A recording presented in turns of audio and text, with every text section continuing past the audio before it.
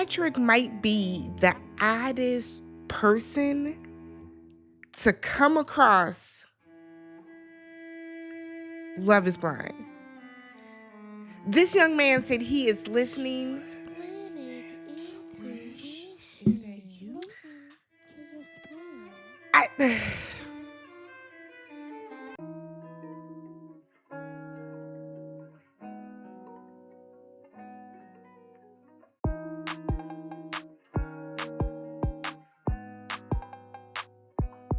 What's up, everybody? Good morning. Welcome back to the channel. I'm Tammy. This is TammyTalks. It is 5 a.m. and I'm doing this recap for you guys because we are here to talk Love is Blind UK Season 2, Episode 3. So I know that I'm behind. Okay, I'm behind with the videos. Episode 3 is going to be posted today on Tuesday, August 19th. Tomorrow is going to be episode 4 on Wednesday. I know the new episodes are coming out tomorrow, but that's okay. Then we're going to do episode 5 on Thursday, 6 on Friday, 7 on Saturday, 8 on Sunday. Okay, we're going to go from there. All right. But before that, if you guys are brand new to the channel, please do me a favor, hit that subscribe button, thumbs up the video, and then leave your comments down below on episode 3, please. I have seen the first half of episode 4, didn't get a chance to finish, but I'm on the road to 45,000 subs, so if you guys could go ahead and hit that subscribe button. Let's get into this because I got to get to work. All right. So the episode starts off with the ladies seeing that they have a gym in their quarters now. So everyone is getting on the machines and they're picking up weights and they're like, "Ooh, girl, a Peloton." Everyone is excited. And then Sophie is over to the side staring at Megan just. And I'm like, Sophie, girl, look, I'm going to get on Sophie later, but okay. Sophie said, look, I feel rejected by K-Dot. He gave you a thoughtful gift. He wasn't transparent with us, Megan. And I kind of think he's telling us both the same things. He's not telling y'all both the same things. He's not. Here's the difference, Sophie. Megan is open. Megan, I don't want to say she has a better personality, but she has a different personality that is gelling more with the way that K-Dot wants to move. In case you didn't know, K-Dot is Kieran. I can't say it, so he's K-Dot, okay? So Megan is like, I didn't know that he even had a connection with you. Yes, she did. Yes, she did. But she wants to go chat to K-Dot about it. Go figure it out, girl. So then we have Jed and Barta. So Jed tells her that he couldn't stop thinking about her. She was like, okay. I was like, what? But she said, okay. So they talk about tattoos. He wants to get a tattoo, but he wants it to be perfect. And he wants to get one that resembles something about his family. So like when he has kids, he wants to get something to that effect. And I was like, that's sweet. A lot of people that want tattoos that don't have them are because they want them to be absolutely perfect. Me, myself, so I have like 6 tattoos. I call it 6, it's really 5, but one was done in 2 sessions. So I have 6 tattoos, and my very first tattoo is a rose on my ankle. This is in the 2000s. Don't judge me. But my very first tattoo is a rose on my ankle from 2004. Okay. And it was really on we were by campus. There's a tattoo shop that's not too far from. Y'all want to go get tattoos? Let's go get tattoos. My next tattoo, my second tattoo, definitely happened when we were a little inebriated and was like, hey, let's go get tattoos. So I can understand. And I still love my tattoos. I honestly and truly do. I want to add to one of them, but I still, 20 plus years later, I still love my tattoos. But I can understand the people that want to be perfectionists with theirs, okay? So Barta starts talking about how her family migrated when she was 5 years old, and she didn't speak English, so she's ESL. And her dad didn't speak English, and she was saying how difficult it must have been for her father to not only move up, uproot his entire family, but to go out and have to, make a living and find a job when he did not speak English. So kudos to her and her family. So she started working at 13 years old to help provide for her family. They cute so far. I like Jed and Barta. I really do. I like that he called her darling. I love when men say darling. It's just, I don't know. It gives me the warm and fuzzies. It's charming. It's endearing to me, at least. So we then see Cal and Lady S. So they finally meet each other. Initially, they looked a little scared, but when they got to each other, you can tell that they really, really liked each other. And I was like, okay. So they're looking in each other's eyes, and she was like, he looks like a Disney prince. And he's telling her that you're my princess, I'm your prince. It is so cute. I feel like they're going to embarrass and disappoint me, but they are my favorite couple right now. Now, y'all got this, y'all got a situation y'all gonna have to deal with. Can't wait to see how that happens with your families. But he tells her, look, I wanted to tell you in person that I love you. And I said, oh, I got so excited. I was like, oh. So he was like, you don't have to say it back, but I just want you to know. And she was like, no, I love you too. I said, oh, child. Love them. They are so attractive together. A very attractive couple, okay? So then we get to Patrick and Anu. Okay. Patrick said he wants to experience something he's never experienced before, okay? And he said that there's so much more to explore with Anu. He was like, girl, sing for me. And she was like, now, I'm not a singer. Okay? I'm not Roxy Says, okay? I'm not a singer. However, I have heard from people that sing. Shout out to Roxy. Goes, subscribe. She's doing Love is Blind UK as well. So go on over there and subscribe. But I have heard from people that do sing, right? That they don't like to just sing on the spot like that. Like it's awkward. Now there are some people that, I feel like Fantasia, right? Fantasia gives the tease. Yella for Hudson. Okay, they give the tease that, they gonna sing when you tell them to. Kelly Clarkson, people like that. But I feel like, and I don't want to say average, but like the average person, like, don't just be like, sing something. You know what I mean? And I knew was like, oh, and she said that she does not want to be defined by her talent. She doesn't want you to look at her and be like, okay, singer. Like, I guess that's what she doesn't like. So she said she doesn't like bragging on her talent. Yeah, I've sung background for Rod Stewart and all this type of stuff. I wonder if she knows my cousin's uncle, because he has sang background for Rod Stewart. Let me ask Uncle Freddie. But she was saying that she doesn't like bragging and all that type of stuff. And Patrick was like, I don't like that. I don't like that. I want people, like, I don't believe in being humble. Humble what? Society wants us to, seek their approval. Shit, that shit's low vibrational. I said, whoa. Whoa. So her saying that because this comes off the backs of him saying, look, if your mother or your family rejects me, how are you going to react? And she was like, truth be told, if my mom is not feeling you, I'm going to probably listen to my mom. And he said that was low vibrational. What I do not like is when people have the audacity, the gall, the temerity, the nerve, the gumption to tell somebody they're low vibrational because they look to their family for advice or whatever. So he was like, I don't focus on what society says. I listen to myself.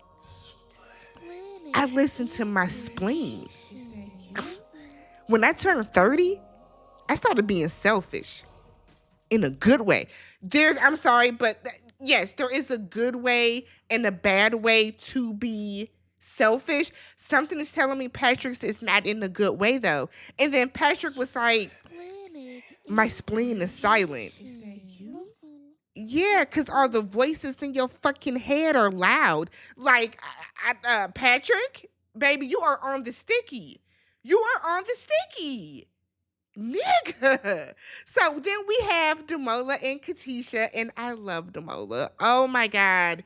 He is so precious to me. So they're talking, and Katisha was like, what is like a relationship looking like for us? What is something you would do? He was like, I would have a jar, right? And we will pull out different things. And like one night might be, let's build a fort and watch a movie. And she was like, a day jar. And he was like, yeah. And we would just pull out different things to do every week. He gave her some flowers. He wrote her a little poem that was corny and cheesy, but cute. I said, girl, if you don't want Damola, I'll take him. And he had on some bread Jordan 4s. I'll take Damola. I've been clocking his shoes. I see what he's giving. So Katisha said that they have a curious connection, and she's struggling with the amount of adoration that he shows her, and she doesn't know what to do with her feelings. Katisha's used to dealing with fuck niggas, and now that she done found somebody that got a little sense about themselves and that is going to treat her right, she's rejecting it, basically. So she ends up crying in the women's quarters because Damola is so kind and so genuine, and she's wondering why her, like, why are you picking me? So K Dot and Sophie, her glasses were cute. Oh my God, I got to see if my little duck off websites got some of them. But they're talking, and she immediately tells him that it was disrespectful of him to give Megan a gift, and said his intentions are clear. I do not think it was disrespectful. It was not disrespectful. It sends a message for sure, but it's not disrespectful. How do you know he wasn't gonna give you something next? I didn't like that, Sophie. So K Dot was like, it's a social experiment, and I'm going to give it my all, and the chips are gonna fall where they fall.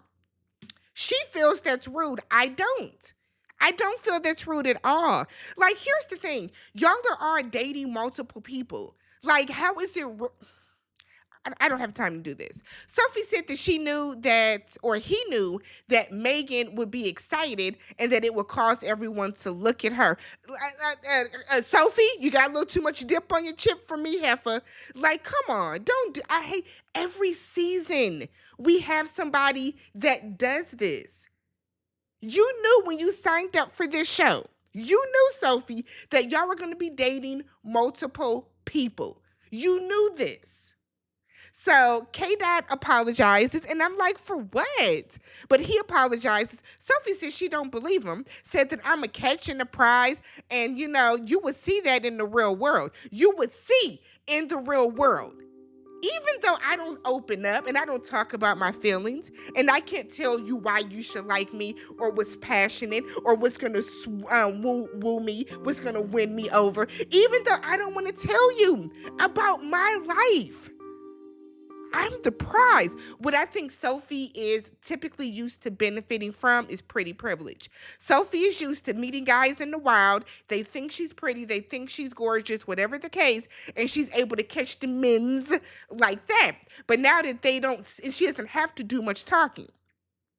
Right? She doesn't have to go deep. But now that she is in this situation where, like, you are forced to talk, she doesn't know what to do. She can't rely on her looks, which is something I think that she always does. So Sophie goes back to the women's quarters, and she's crying, and she wants to go home. And I want you to take the mic out for me and get the fuck out of here. And I'm like, Sophie, girl, just go. Go, pack up your things and go, because this is not the right process for you. And then she's in her confessional, and she realizes that this is on her. She's scared of moving forward. She's scared of moving forward. Now, she said moving forward, she's not scared to give her heart to someone. Yes, you are. Yes, you are. Yes, you are. So we then get to Patrick and Anu, and he said that he had a splenic intuitive hit. I said, ooh, what did it say? He said he doesn't want to see anyone but her. You're the only one for me. Now, I know that the way that he's saying it is supposed to be like hip, hip, hooray, but it's giving a little creeper. I'm going to be real with you. The way that I don't want to see anyone else but you. No one else. I was like, ugh, I don't like it. So he feels that she has added curiosity to his life. He said that she is just going, or excuse me, he then asks her, what are you going to add to my life? What do you think you are adding to my life, Anu? She was like, I'm just going to be myself. Just going to be myself. Now, they weird because, or they're tense and they're awkward. They're weird with each other because of the last conversation of him being like, bitch, don't nobody care about humbleness. He would hate to see a Kendrick Lamar performance. Be humble. Sit down. Okay. So she was like, I'm just going to be myself. Like, he would say, well, there's nothing I can say to that. I would say, is this your spleen talking? If this is how spleens act and direct you, I'm going to keep following my heart and my liver to the liquor, okay? My kidneys to the water. You know what I mean? But okay. So he was like, if I'm going to trust my spleen, a proposal would be the next step. Are you okay with that? Now, she had food in her mouth, and she was like, oh, sorry, I got food in my mouth. He rose his... He was so mad about that. He was irritated and was like, we don't have a lot of time. We don't have a lot of time. And I need to trust that an instinct will bring you closer. I was like, ooh, is that spleen rage? What is happening? So he was like, look, again, I haven't heard you sing yet. She was like, maybe I will. I'm expensive. I feel like that is just like a little joke. I remember back in my early 20s, I was dating a guy that was a rapper, okay? And I remember on one of our first dates, one of our like first 3 dates of us like hanging out or whatever, I was like, rap something. And he was like, what do you want me to rap? And I was like, rap, I don't know, rap about me. And he was like, oh, I'm too expensive for that. Like as a joke. You know what I mean? He did the little rap or whatever. I still got it on MP3, whatever. But it was just a joke. You know what I mean? Like I have had people in my real life, like my friends and stuff, try to talk to me about a show. And I'm like, oh, my thoughts are on YouTube. Like, it's a joke. You know what I mean? It was a cute little, what. And he took it away. It got tense. It got awkward. So now I'm sitting here like, what's going to happen? What's going to happen? What's going to happen? I didn't like it. So then in his confessional, he said that the connection is gone. You can go too. So then we get to Javin and Katisha. He is comfortable with their connection right now. So it is what it is. It will be what it will be. She feels that he is holding back and asks him, why isn't he putting all his cards on the table? He said, well, shit, if you don't feel that way about me, then, it's on my way back home. So why would I put out all of this and put all my cards on the table when you haven't done the same for me? He then tells the story of how he was dating someone for 10 months. He was 100% in the relationship. She was not, and she ended things, and now he doesn't trust easily. I don't know if I trust Javin, okay? She then tells him she has another connection where she knows where she stands with that person. Lil Damola.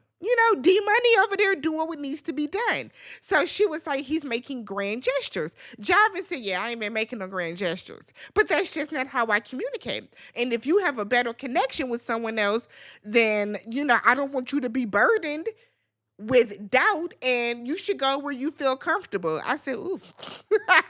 Okay. Javin then goes to the men's quarters and it's really loud, which I did not like because this was sucker shit, passive aggressive. She want me to do grand gestures. I don't do grand gestures. I was like, don't do that, Javin. And Damola was over there and was like, got you. So Megan and K Dot, okay? So she wants to know how his date with Sophie went. What's tea? What happened? K Dot said, look, the gesture of giving you a gift was a risk, but you know what? Don't even matter. You are who I want to do the rest of this journey with. You're the only person I do. He then tells her that he is falling for her, and she feels the same way. Jed and Barta talk, and she made him an adorable word search, which was so cute. And one of the phrases that he found in there was falling in love. He tells her, however you feeling, I'm feeling too. And more. And I'm completely falling for you. I said, ooh, I guess y'all gonna get engaged next. So then we get Damola and Katisha. He plans a little sangria date night, and he tells her he hopes that she can see that he is genuine, and he wants her to feel the same way as well. So he is ready to fall in his word for her and tells her that, like, I'm all in with you. She said, look, I have another connection and I haven't made up my mind. Okay. He tells her, look, I am the right guy for you, and I am more than halfway falling in love with you. He tells her, look, you deserve love, and you is smart, and you is kind, and you is important. He tells her, look, you deserve love. Don't think that you don't, okay? So she said that she can see herself falling in love with Damola as well, and she can really see this working out. She assures him, you my boo, and nothing will change in her next date with Javin. She goes in there with Javin, and he has flowers for her. Thought you didn't do grand gestures, nigga. What you give her flowers for? So he has flowers waiting on her. I am Team Damola over here. He has flowers waiting on her and said that he was anxious and waiting to see her all day. He then lets her know that he was trying to lock something in. That's why he brought the flowers. She tells him her other connection is stronger than anticipated, and it came down to how the other connection has simply made her feel. Javin was like, I mean, what more can I say? You've broken my heart, but I'll stay and enjoy my drink. And I felt like that was very manipulative, and I didn't like it. That was manipulative, to be real. Like, I don't like that. So she decides that she's going to stay and enjoy her drink as well. He reads the 3 notes he has about her that were really given age, sex, location, then went on to say, I didn't take any more notes because I knew right then and there that this was it.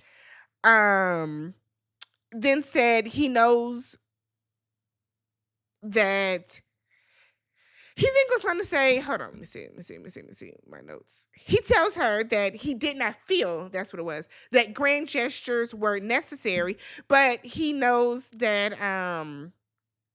he knows where his head is, and he needs to know where her head is, and then he can go from there. So she now feels disconnected from her decision, and I'm like, Katisha, if you want to keep going for the fuck nigga type of boy, then do it. Do it. Do it. But I'm going to tell y'all this. Now, I haven't seen episode 4. Please don't spoil it. But if she does decide to pick Javin over Damola, girl, I don't want to hear no tears the remainder of the season if he's not treating you the way that you think he should. Okay? So Katisha now feels disconnected. She don't know what she's gonna do. Javin goes back to the men's quarters, smiling and showing all 32 of them. And then said Katisha's gonna have to propose to me, or I'm taking my ass home. Truth be told, Javin, yeah. Yeah. So K-Dot and Megan. She reads him a poem. He proposes. K-Dot now believes love is blind. No, you can't say that to the end of the episode, to the end of the season. If y'all get married, love is blind. If y'all don't, then you know. So Anu is singing in the women's quarters, just fa-la-la-line about Patrick and his spleen. And I said, why are you singing about this nigga? So she tells him, and when they get to the thing, I wrote a little cheeky song, and he seems happy, but he's weird, so who knows, okay? So she asks him should I sing you the song? He takes a while to answer, and then was like, I don't know what to say. The way I would have been like, okay, so you don't want it, so how was your day? Like, come on.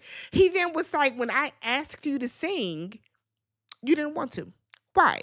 She was like, well, I wanted it to come from the heart, not from being on the spot. He said, look, I don't want you to give a song to someone that's undeserving of a song. I said, I know this nigga ain't about to dump her. So then he said, hey, I have to follow my spleen. Splenic intuition. Is that you? Listen to your spleen. I said, okay. Now, I did watch into episode 4 to see what was going to happen. But I was like, let me know what you guys thought about episode 3. Subscribe to the channel, thumbs up the video. I will catch you in the next one. Listen to your spleen, people, and subscribe to the channel.